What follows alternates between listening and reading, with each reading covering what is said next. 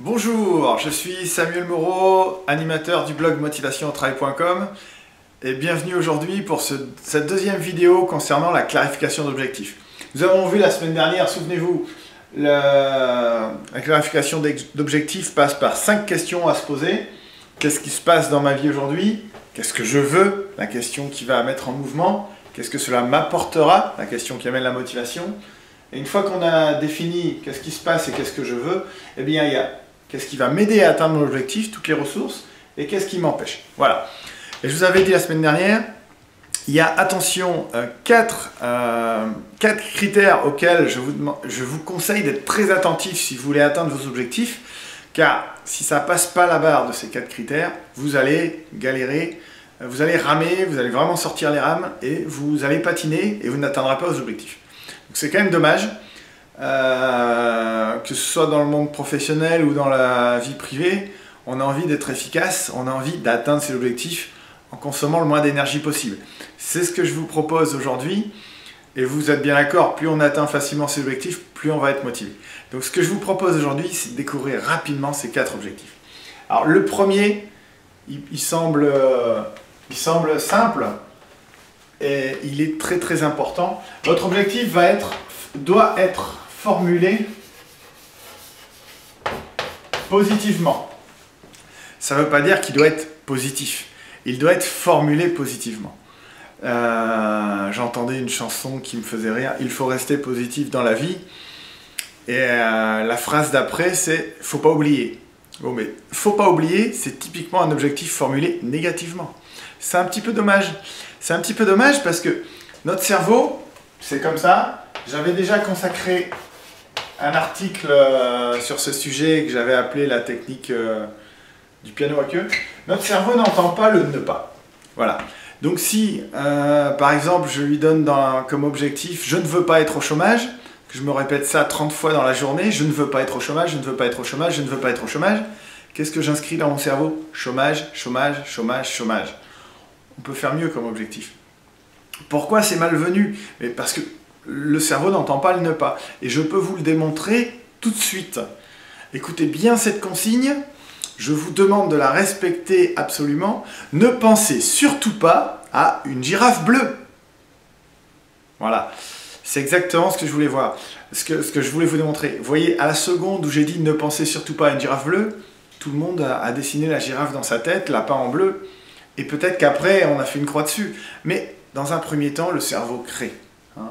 C'est pour ça que j'avais dit, ça marche si ceux qui ne sont pas encore convaincus, on peut faire un deuxième essai. Ne pensez surtout pas à un piano à queue. Patatras, on a le piano à queue à la seconde. Voilà. Donc, vous voyez, en question d'efficacité et d'optimisation, on a mieux fait de penser à ce qu'on veut tout de suite. Qu'est-ce que je veux? C'est être au chômage ou je veux ne pas être au chômage, ou je veux un poste à dans tel secteur, avec telle rémunération de salaire. Si c'est ça que je veux, je pointe directement mon cerveau là-dessus. C'est un outil formidable. Si je l'utilise bien, ça va être encore mieux. Voilà. Donc soyez attentifs à formuler positivement vos objectifs. Hein. Deuxième critère auquel vous serez attentif. Là, celui-là, les gens connaissent un petit peu plus. En général, en entreprise, c'est plus connu. Votre critère doit être concret et mesurable. Donc, concret, mesurable.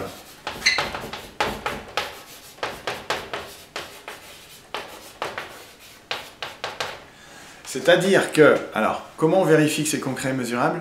Vous devez pouvoir répondre à la question « à quoi je saurai que je l'ai atteint ?» Si vous n'avez aucune idée de à quoi vous saurez que vous avez atteint votre objectif, bonjour la démotivation. On ne sait pas quand est-ce qu'on aura atteint l'objectif. D'accord? La notion de concret et mesurable, je vais vous donner un exemple très concret de choses qui ne sont ni concrètes ni mesurables et qui vont enclencher la démotivation, puisque je ne sais pas quand je vais l'atteindre. C'était une personne que j'avais rencontrée en formation, directrice comptable, qui me dit moi, mon objectif dans la vie, c'est d'être parfaite. Et bon courage. J'ai mis un certain temps à expliquer à cette demoiselle que son objectif n'était pas concret et mesurable. C'est pas à nous, humains, d'être parfaits. On n'a pas cette possibilité-là. On peut être peut avoir beaucoup de qualités, mais la perfection, je lui ai expliqué que tant qu'elle ne faisait pas attention à formuler à changer son objectif pour qu'il soit concret et mesurable, elle invitait dans la vie beaucoup de démotivation. Parce que chaque fois qu'elle allait faire une petite erreur, ah ça y est, je n'ai pas atteint mon objectif et c'est le drame shakespearien et je me plante un couteau dans le cœur. Donc non, je lui avais demandé, on avait cherché ensemble pour formuler un objectif qui pouvait être concret et mesurable pour elle. Elle m'avait dit, ah bah oui, alors je lui avais dit, voilà, vous gérez je sais pas combien de millions d'euros de trésorerie tous les mois, vous ne me dites pas qu'il faut équilibrer la balance à 0,0 € à la fin du mois. Elle me dit, ah ben non, j'ai le droit à un pourcentage d'erreur. Je dis, ok, super, je veux pas le connaître le pourcentage d'erreur, j'ai pas besoin de le savoir, mais vous le fixez comme objectif. Si vous avez le droit à 0,1% de marge d'erreur à la fin du mois, c'est ça qu'il faut fixer comme critère, et pas la perfection. Et dès que vous aurez... Parce que là, vous avez une chance de l'atteindre. Et vous saurez quand vous l'aurez atteint. Donc, pensez-y.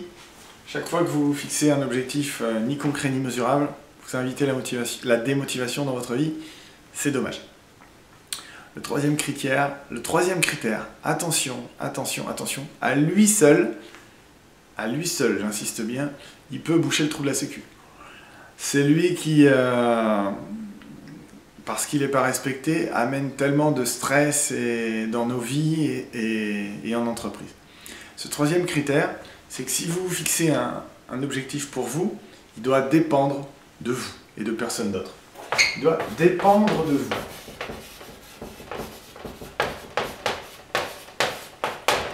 Dépendre de soi.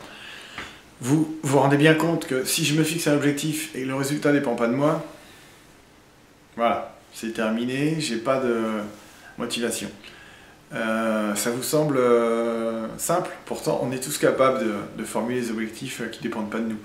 Regardez, c'est très simple. Je voudrais qu'elle arrête de m'ennuyer, qu'elle arrête de m'appeler 5 fois par semaine. Mais qu'est-ce qui dépend de vous dans cet objectif? De lui formuler clairement les choses. Mais après, ça dépend de l'autre personne. Il y a alors les champions du monde de l'objectif qui ne dépendent pas de soi, c'est... peut-être vous, c'est tous les parents. Regardez, je voudrais que mon fils réussisse dans la vie. Ben oui, mais ça dépend pas de vous, chers parents.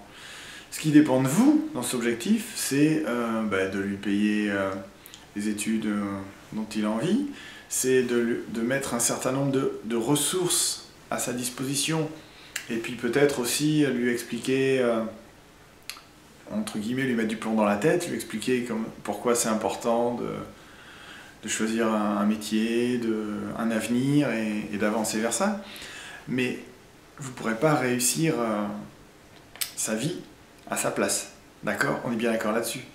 C'était la chanson de Brel qui disait « Tu seras pharmacien, mon fils, parce que papa ne l'était pas. » Ne commettez pas cette erreur. Ne commettez pas cette erreur et vous aurez la sagesse de l'empereur romain Marc Aurèle, qui disait que la force me soit donnée de supporter ce qui ne peut pas être changé, le courage de changer ce que je peux changer, et la sagesse de distinguer l'un de l'autre. Voilà. Alors je vous souhaite d'être très attentif à ce troisième critère, qu'on ne retrouve pas dans la méthode SMART par exemple. Soyez attentif à ce troisième critère, et vous aurez la sagesse de Marc Aurèle. C'est le moins que je vous souhaite. Voilà. Le dernier critère dont je vais vous parler est tout aussi important que les autres. Il faudra veiller à ce que votre objectif soit écologique. Alors, je vais m'expliquer. Quand je dis écologique, c'est pas vert, il ne faut pas penser à la couleur verte, c'est équilibre du système. Votre entreprise, ça peut être considéré comme un système, et chaque personne, c'est un maillon du système. Une famille peut être considérée aussi comme un système. Et quand vous allez changer quelque chose, il ne faut pas que tout l'équilibre du système soit menacé. Alors pour que ce soit clair et factuel, je vais vous donner un exemple que je donne régulièrement lors de mes formations, d'un objectif que je vais formuler qui va répondre aux 3 premiers critères mais pas au 4e. Alors attention, je mets des guillemets, c'est un faux objectif, hein, c'est pas du tout le mien, mais juste pour illustrer ce que pourrait être un objectif qui ne serait pas écologique. Ouvrez les guillemets, mon objectif c'est je veux crever les pneus de mon patron. fermez les guillemets. Voilà. Voilà, typiquement un objectif, regardez bien. Vérifions ensemble. Crever les pneus de mon patron, c'est formulé positivement. Je suis d'accord avec vous. C'est concret, c'est mesurable. Clairement, moi je sais quand ce sera fait, et lui aussi le saura. Ça dépend de moi. Bah oui, de qui d'autre. Donc je vais pouvoir le faire. Par contre, c'est pas un objectif écologique, et c'est pour ça que si vous venez me voir avec cet objectif-là, je ne vais pas accepter de vous accompagner. D'accord? Donc regardez. Alors, pour vérifier l'écologie, il ne faut pas le faire seulement de façon intellectuelle, mais plutôt se dire, ok, j'ai atteint mon objectif, je me visualise dans la situation, et comment ça se passe autour de moi? Qu'est-ce que ça change? Voilà. Si vous voyez les inconvénients, c'est la façon de voir les inconvénients qui pourraient se dessiner. Donc, une fois que vous êtes capable de formuler les objectifs pour vous, ou pour vos collaborateurs, qui soient formulés positivement, concrets, mesurables, qui dépendent de vous ou de vos collaborateurs, si vous êtes N+1, et écologiques. Voilà. Là, vous allez vraiment booster votre motivation très, très, très fortement. J'insiste pas plus aujourd'hui. Servez-vous de cet outil, de la vidéo de la semaine précédente et celle-ci, pour repasser au crible les objectifs personnels, professionnels, que vous vous êtes fixé, que l'on vous a fixé. Et s'il ne passe pas la barre ici,